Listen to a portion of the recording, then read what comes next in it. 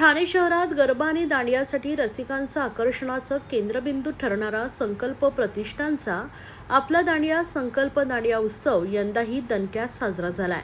11व्या दिवशी देखील रसिकांची उत्स्फूर्त गर्दी अनुभवायला मिळाली।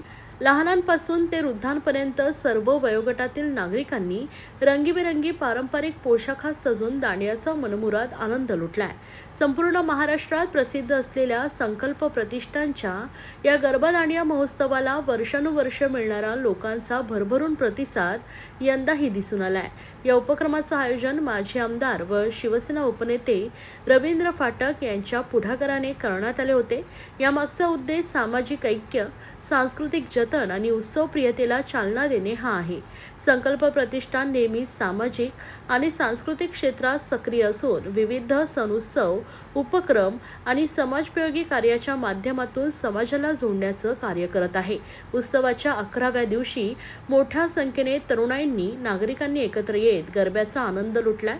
कार्यक्रमाच्या उत्तरार्थ दरवर्षीप्रमाणे दांडिया स्पर्धा विजेत्यांचा गौरव सोहळा संपन्न झाला। या स्पर्धेत विविध वयोगटातील सहभागी स्पर्धकांनी पारंपरिक पोशाख, नृत्य कौशल्य आणि सादरीकरणात उत्कृष्टता दाखवत उपस्थितांची मनं जिंकली।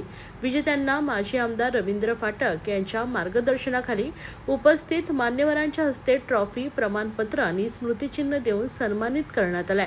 तसेच या कार्यक्रमाच्या यशस्वी आयोजनात मोलाचा वाटा उचलणाऱ्या स्वयंसेवक, संयोजक, कलाकार व सहकार्य करणाऱ्या संस्थांचाही विशेष सत्कार करण्यात आला।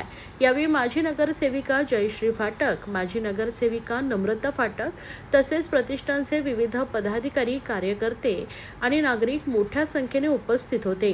संपूर्ण कार्यक्रम नवरात्र म्हणजे केवळ धार्मिक सण नसून एक सामाजिक, सांस्कृतिक आणि एकात्मकतेचा उत्सव आहे, हे अधोरेखित करणारा ठरलाय। संकल्प प्रतिष्ठानच्या या उपक्रमामुळे ठाणेकरांना एकत्र येण्याची आणि आनंद साजरा करण्याची सुंदर संधी मिळाली आहे। कार्यक्रमाची सांगता जय माता दी आणि गरबा राजा गरबा राणीच्या घोषणांनी आणि भक्तिमय वातावरणात करण्यात आले। पुढील वर्षी हा उत्सव आणखीन भव्य स्वरूपात पार पडावा अशी उत्सवप्रेमी ठाणेकरांची अपेक्षा आहे।